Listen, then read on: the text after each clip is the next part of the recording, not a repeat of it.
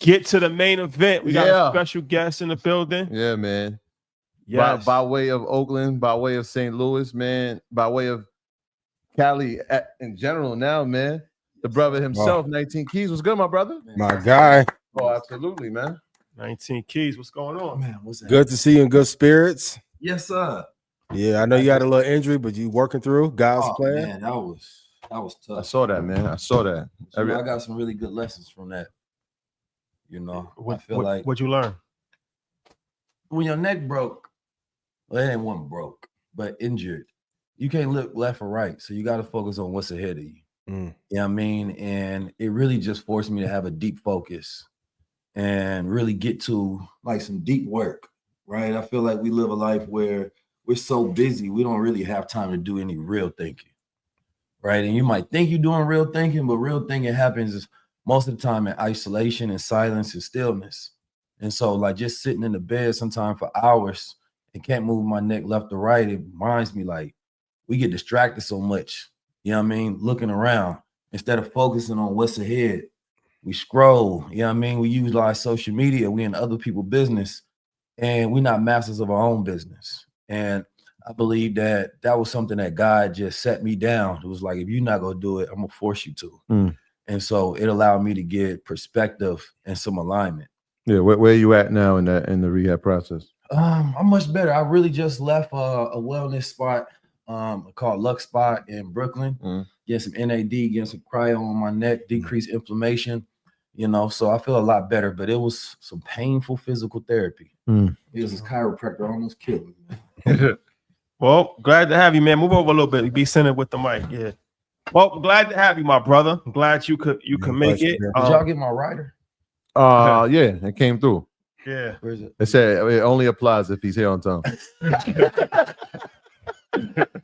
Read the fine print. You gotta read the fine print. I put in a late clause. Y'all gotta read the bottom. The fine print. The fine print. You forfeited the snack. Y'all got some water?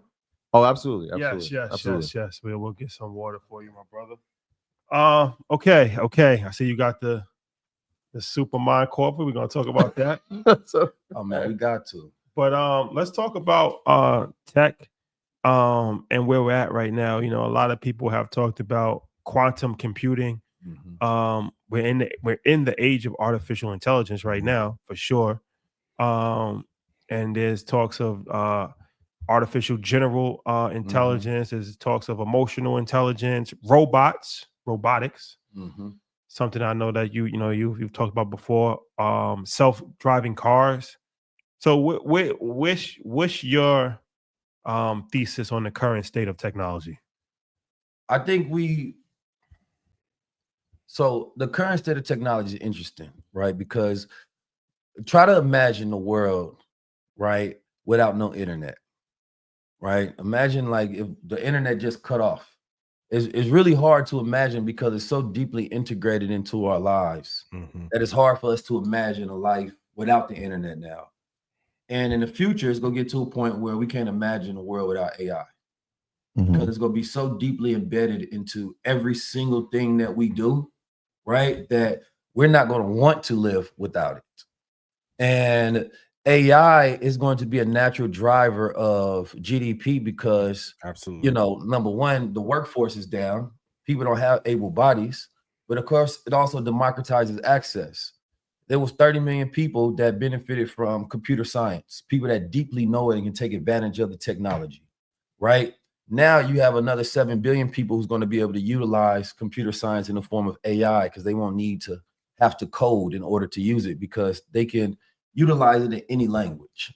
So AI is from a financial, from a spiritual, from a psychological, from a global standpoint, is changing everything and what it means to even be human, right? There's something called, and my focus is all about, you know, as a futurist, I'm always trying to prepare us for what's ahead, right? And I think that cognition is the new gold, right? Your ability to think, to process, to synthesize information, right? To memorize things, because it's becoming harder and harder to think in a busy world, right? Where we're more distracted and we have less time than ever to deeply process what's going on around us, right? We have more technology than we even know what to do with. Absolutely. and not enough time to even know how to do the homework on each one of these tools on how it fits into our business and our vision, which is why I believe that the new focus is not going to just be about how do you take advantage of somebody's cognition, right? But more so, how do you optimize it? Because as it's something called cognitive surplus. So as we're using AI more and more to do rote and mundane tasks, we now have this cognitive surplus of thought, which usually sparks renaissances, right? It sparks new enlightenment, new types of thinking, new ways of perceiving things, right? So this is why I believe that AI is going to help spark the cognitive renaissance era that we're in, because thinking becomes the new goal itself. Right? In an era where you got AIs thinking for you, the person who can still think for themselves, those become the elites. So this is, I'm interested in hearing that gave me some context, right? But like we've had AI conversations for probably like 4 years now. So I wonder, has your thesis changed on it from being what I perceived you looking at it as a liberating tool versus being a weapon to control a generation? Where do you stand now? Based on what you said, I think I got an idea, but where are you at now with that? It's a bit of both, right? It's a double-edged sword. So you can go look at the military papers on cognitive security, and they look at the fact that, you know, AI is being used for infrastructures of these governments so that they can use it to influence what you believe. Right? Now, if you don't have a way of cognitive defense, a mental firewall to stop somebody from manipulating you, then of course you look at the people who are the most susceptible to manipulation, are the people in poverty, low education, right? Stress, right? Disease, all of those things. Then who fits that bill? Right? Our community, specifically Black men, if we're looking at that segment of population, right? And so AI also gives us this opportunity to say the revolution already happened because we already have all of the tools we ever tried to fight for.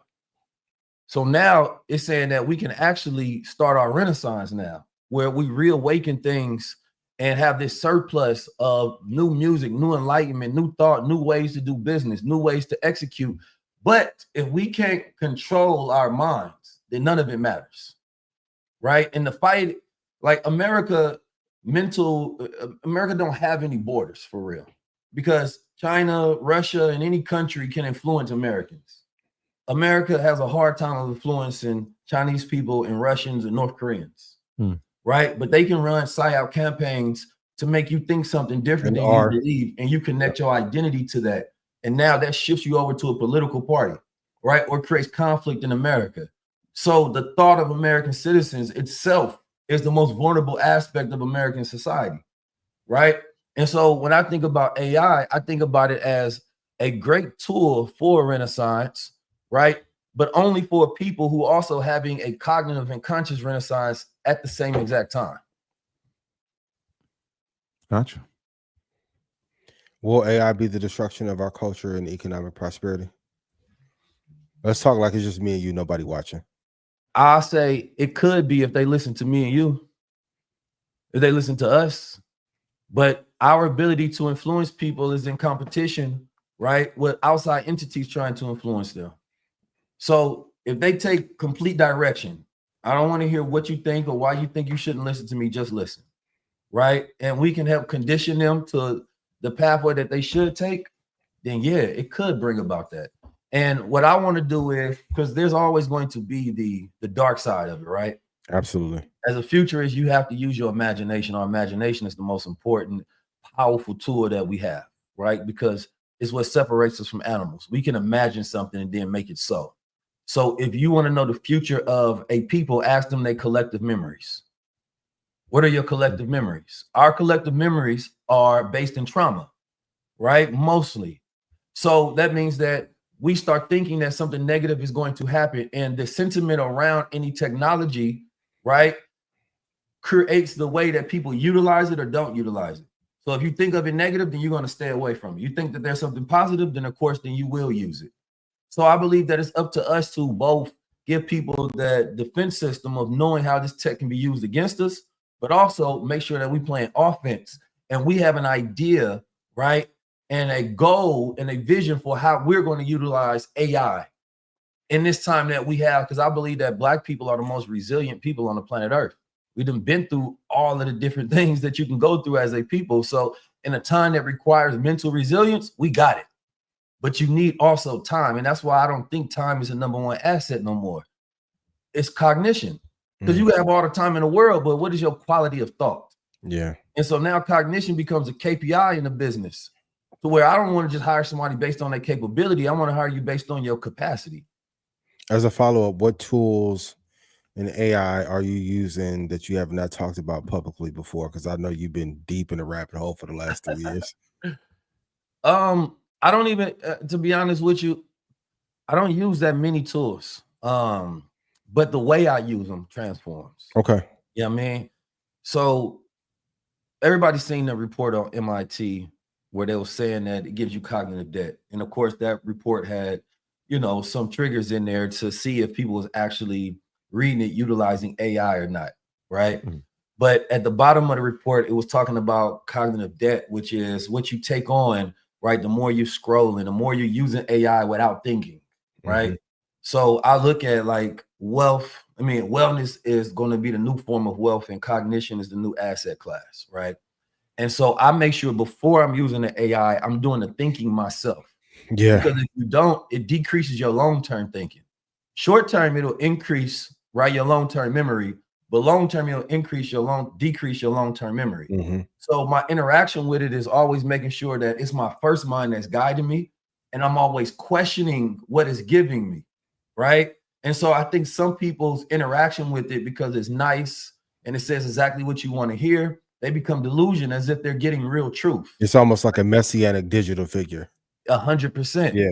And so I make sure that my interactions these are my thoughts. I'm challenging the AI. I'm actually doing research, and I'm focused on neural adaptation. I'm not focused on memory no more, right? I'm focused on understanding and how do these processes stay. I don't want to feel smart for a moment, but then you asked me what I said last week. I don't remember what the hell I said, right? So it's more so about your rituals that you do alongside AI that optimizes, right, your cognition and your awareness.